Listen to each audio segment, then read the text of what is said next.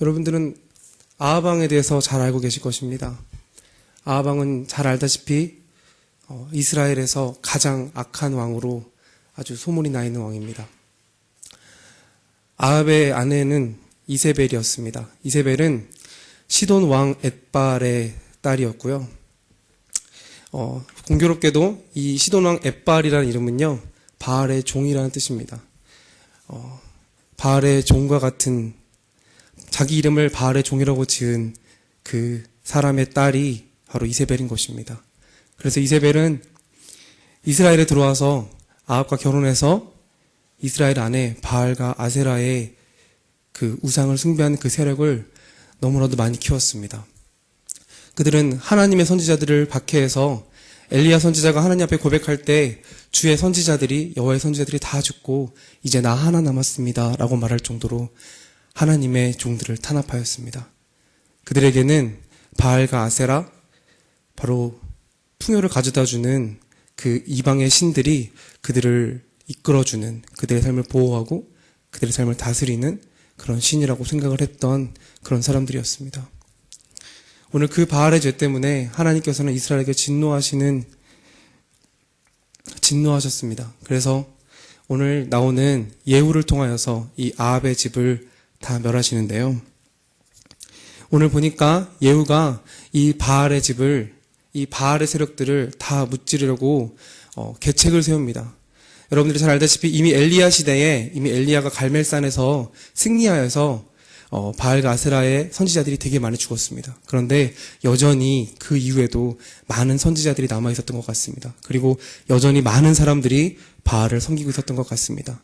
왜냐하면 아합의 아들도 여전히 바알을 섬기는 사람이었고 여전히 그의 어머니 이세벨이 살아있었기 때문입니다. 그런데 예후가 하나님의 기름 부으심을 받고 왕이 되어서 아합에게 반역을 일으켰고 그 왕가를 다 몰살하고 이세벨도 다 죽이고요. 그 이후에 이제는 바알을 섬기는 모든 자들을 죽이기 위해서 그 길을 나갑니다. 그러면서 가는 길에 오늘 보니까 레갑 사람 여호나답을 만납니다. 그래서 이 레갑 사람 여호나답은 예전에 그 모세의 장인이었던 호밥의 그 같은 족속이었던, 같이 출애굽 당시에 같이 그 이스라엘 백성을 따라서 가나안 땅으로 왔던 족속이었는데요. 이 족속들은 하나님께 굉장히 헌신하는 그런 족속이었습니다. 그런데 오늘 그 사람을 만나서 예후가 이렇게 말하는 것입니다. 내가 내 마음과 내 마음이 같으냐? 내가 이제 가서 여호와를 거절하고 우리 하나님 여호와를 거절하고 바알을 섬기는 자들을 멸하러 갈 것인데 내가 너희 앞에 나의 여호와를 향한 열심을 보이겠다. 나랑 같이 가자. 이렇게 얘기를 합니다. 그러니까 여호나답이 자기도 거기에 동참하겠다고 같이 길을 따라 나섰습니다. 언뜻 보기에 예후는 사람들이 참 이해할 수 없는 방법을 씁니다. 나는 바알을 더 많이 섬기겠다고 하면서 바알을 믿는 사람들을 다 불러 모으고요. 그 신전 안에서 그 사람들이 다 예배하게 합니다. 그들이 예배를 마치는 동안에 하나님의 조금이라도 하나님께 헌신된 사람들은 그 자리에서 한 사람도 없도록 다 하고 바알을 섬기는 사람들만 멸절시킵니다. 오늘 그렇게 예후가 바알을 섬기는 사람들을 다 죽이고 바알을 섬기는 제사장들을 다 죽인 것을 가리켜서 오늘 하나님께서는 예후에게 말씀하시기를 내가 내가 보기에 정직하게 행하여서 내 마음에 있는 대로 행하였으니 잘하였다고 말씀하십니다. 그런데 오늘 예후가 보여준 그 열심과는 반대로 여전히 하나님께서 말씀하시는 것이 있습니다. 그것이 무엇이냐면 바로 29절과 31절에 반복해서 나오는 느밧의 아들 여로보암의 죄에서 떠나지 않았다라는 것입니다.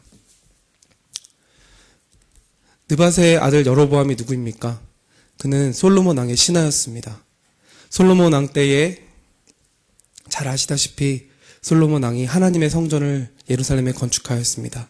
그리고 그곳에 하나님의 임재가 있었고 하나님께서 내가 이 집을 나의 집이라고 부르겠다고 말씀하셨고 내가 이곳에 있겠다고 말씀하셨습니다. 그래서 온 이스라엘에게 하나님께 예배하는 곳은 바로 예루살렘이었습니다. 왜냐하면 그곳에 하나님의 임재가 있었기 때문입니다. 하나님이 그곳에 계셨기 때문입니다. 그렇기 때문에 단에서부터 브엘세바까지 모든 이스라엘 백성들이 다 예루살렘으로 나와서 예배를 드렸습니다. 그런데 솔로몬이 말년에 이방 여인들의 그동안 아내로 취하였던 이방 여인들을 위하여서 신당을 지어주다 보니까 자기도 그 우상숭배에 빠지게 되고 하나님을 향한 온전함을 잃어버렸기 때문에 하나님께서 그 나라를 반으로 나누어서 10지파를 느바세아를 여로보암에게 이스라엘 왕으로 기름 부어 세우셔서 그로 하여금 나머지 10지파를 다스리게 하십니다. 이 여로보암은 굉장히 유능했던 장관이었던 것 같습니다. 사람들이 여로보암을 왕으로 세울 때에 그 누구도 반대하지 아니하고 이 사람이 왕이 되는 것을 즐거워했습니다. 그런데 여로보암이 왕이 된 후에 이 사람은 고민에 빠졌습니다. 왜냐하면 이스라엘 모든 족속은 하나님께 예배를 드리러, 하나님께 제사하러 1년에 적어도 한 번씩은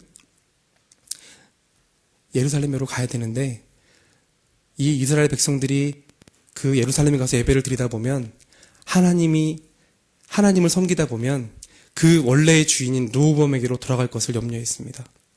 그는 하나님께 자기 백성들이 하나님께 예배하는 것보다 자기 백성들이 아닌 것이 된 것이 더 두려웠습니다. 그래서 여로보암은 단과 베델에 금송아지를 세웠습니다. 이 금송아지를 두고 그가 백성들에게 말하기를 이는 너희를 애굽에서 구원하여 낸 신이다. 이 금송아지가 너희를 애굽에서부터 구원하여 낸 하나님이다. 라고 말하였습니다.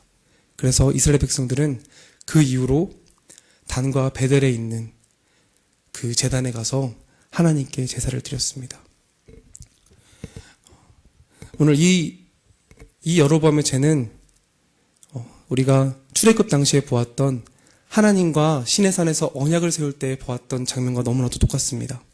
모세가 하나님께 계명을 받기 위하여서 하나님의 말씀을 받기 위하여서 하나님이 임재하고 계신 그 시내산 꼭대기로 올라가서 40일 40주야를 하나님 앞에 있는 그 시간 동안 이스라엘 백성들은 처음에는 그 하나님의 임재를 보고 너무 감격했고 두려워했고 그래서 그 밑에서 있는 것이 기다리는 것이 조금도 힘들지 않았을 것입니다.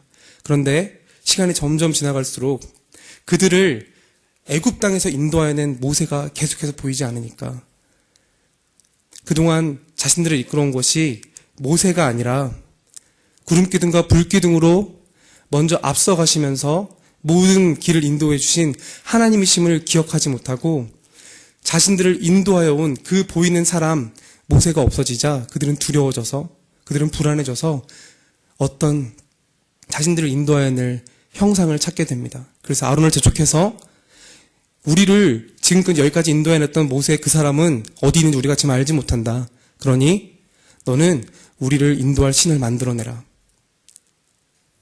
그래서 아론이 그들에게서 금부치를 다 모아다가 송아지를 만들지 않았습니까? 그들이 그 앞에서 예배를 드릴 때는요, 우리가 보기에는 우상숭배지만 그들에게는 그들의 하나님 여호와께 드리는 그런 예배였습니다. 그들은 정말 하나님 앞에 예배하듯이 기뻐 뛰놀며 그 앞에서 예배를 드렸습니다. 마찬가지로 여로보암의 시대에도 그 금송아지 앞에서 드려진 예배는 그들에게는 하나님께 드린 예배였습니다. 그러나 그것이 정말로 하나님께 드리는 예배였겠습니까? 하나님께서는 보이지 않는 하나님의 형상을 보이는 것으로 바꾸지 말라고 말씀하셨는데 이 여로보암 왕은 보이지 않는 하나님의 형상을 보이는 것으로 바꾸었습니다. 자신을 왕으로 기름 부어주신, 자신을 이스라엘의 왕으로 삼아주신 하나님에 대한 신뢰가 전혀 없었습니다. 하나님께서 자신에게 기름을 부으셨기 때문에, 하나님께서 그를 세우셨기 때문에 그가 이스라엘 왕이 됐다는 것을 그는 완전히 알지 못했습니다. 그는 자기가 잘나고 자기가 적어도 그 나라에서 왕보다 더 뛰어난 자라고 생각했기 때문에, 자신의 능력을 생각했기 때문에 하나님의 통치하심과 하나님의 다스리심을 믿지 않았습니다. 그렇기 때문에 그의 백성들이 예루살렘에 가서 살아계신 하나님께 예배드리는 것 자체가 두려웠던 것입니다. 그래서 이 여로보암이 그 조상들의 죄를 답습하고 있는 것입니다. 그 조상들과 같이 보이지 않는 하나님, 하나님이 계신 그곳이 아니라 하나님이 없는 곳에 제단을 세우고 이것이 하나님이라고 속이고 있습니다. 이스라엘 백성들에게 하나님의 임재가 보이지 않았습니까? 그들은 시내산 바로 밑에 있었습니다. 하나님의 임재가 시내산 위에서 맹렬한 불과 같이 타고 있었고 여전히 그 산 위에는 하나님의 임재가 머물러 있었습니다. 그들은 그 하나님의 임재를 보고 있음에도 불구하고 그들 앞에 당장 그들을 인도하였던 모세가 보이지 않자 그들을 인도할 신을 만들어내라고 외쳤습니다. 오늘날 이러한 죄가 저희들에게도 똑같이 있습니다.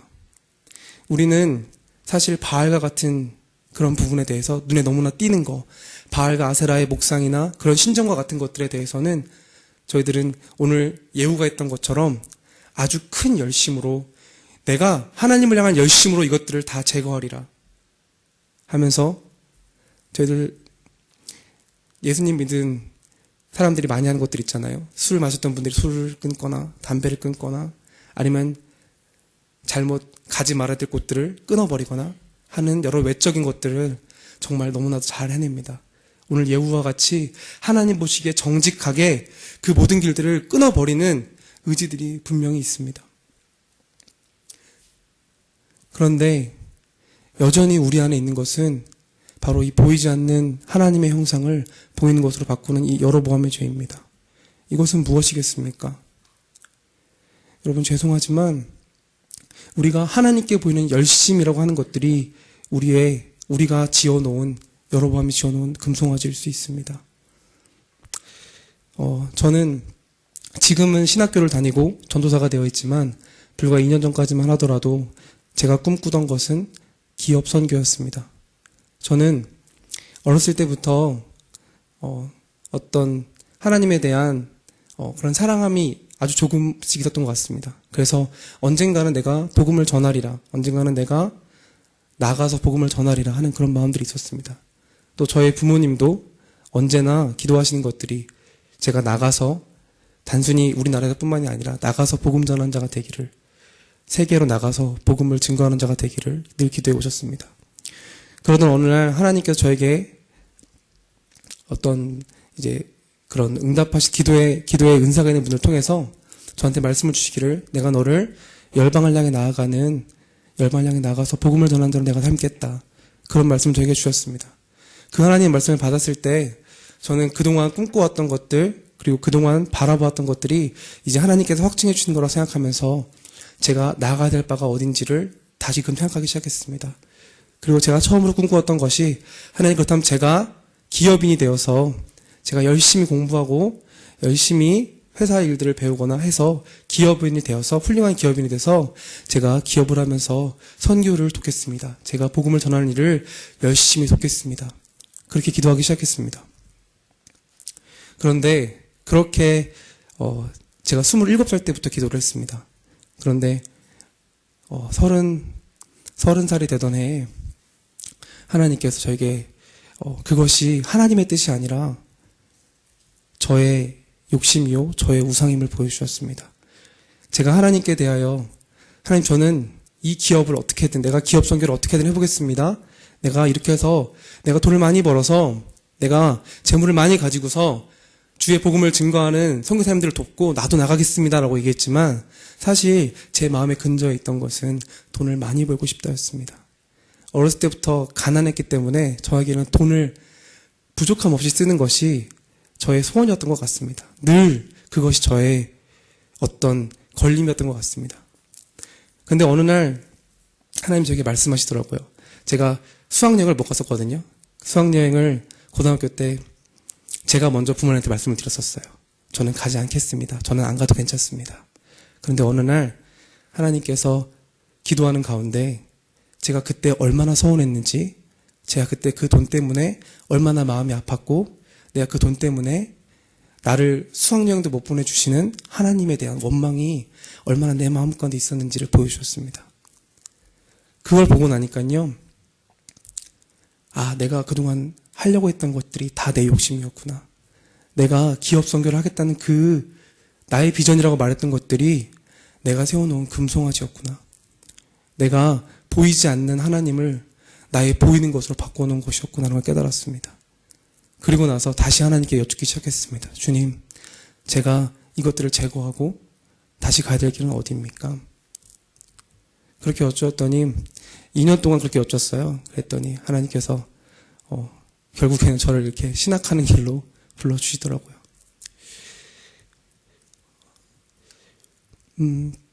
제 얘기를 조금 드렸지만 우리 삶 가운데 여전히 그런 모습들이 많이 있습니다. 사실 제가 제일 부끄럽습니다. 제 안에 가장 그런 모습이 크거든요. 이 앞에서 찬송을 할 때도 그럴 때가 많습니다. 내가 드리는 찬양이 내가 여기 인도할 때에 우리 성도님들이 은혜를 많이 받았으면 좋겠다. 그런데 은혜를 제가 끼치는 게 아니고 하나님이 주시는 건데도 자꾸만 제 마음에는 거기에 대한 부담이 있고, 그러다 보니까 하나님께 집중하지 못하고, 제가 앞에서 찬송을 하면서도 하나님께 집중하지 못하고 성도님들의 반응을 보고 있을 때가 더 많았습니다. 근데 그런 것들이 하나님께서 저에게 말씀하시기를 그것들이 다 너의 금송아지다. 너는 나를 예배한다고 말하지만, 너는 나를 섬기고 있다고 얘기하지만 그것들이 너의 금송아지다. 그것들은 나를 섬기는 것이 아니다. 그래서 저는 제가 이게 사실은 이번 주에 묵상했던 말씀이라 여러분들과 함께 나누는 것인데요. 이 말씀을 제가 묵상하면서 하나님, 그렇다면 제가 이제부터는 다시 반응이 아니라 제가 먼저 하나님께 집중하겠습니다. 말씀을 전할 때, 또한 찬송을 인도할 때, 예배를 인도할 때 내가 먼저 하나님께 전심을 다해서 찬양하고 전심을 다해서 말씀을 전하겠습니다라고 그렇게 하나님께 고백했습니다. 오늘 성도 여러분, 우리가 아주 미묘한 차이입니다. 이것은 여로보암 시대에는 눈에 보이는 금송아지였지만요, 저희들에게는 정말 눈에 보이지 않는 아주 미묘한 차이로 내가 진정하신 살아계신 하나님을 섬기는가, 아니면 하나님처럼 보이는 어떤 것을 섬기는가. 그게 돈일 수도 있고 저처럼 돈일 수도 있고요, 어떤 권세나 명예나 어떤 행복이나 다른 그 무엇일 수 있습니다.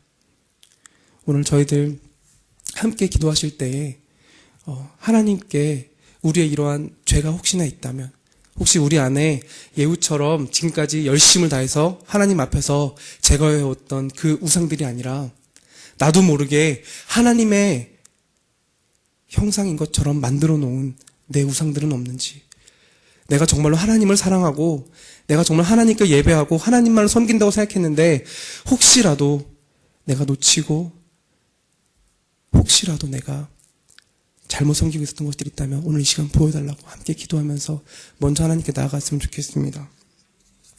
그래서 오늘 같이 하나 찬송하셨으면 좋겠는데요, 우리 잘 아는 찬송이십니다. 나 같은 죄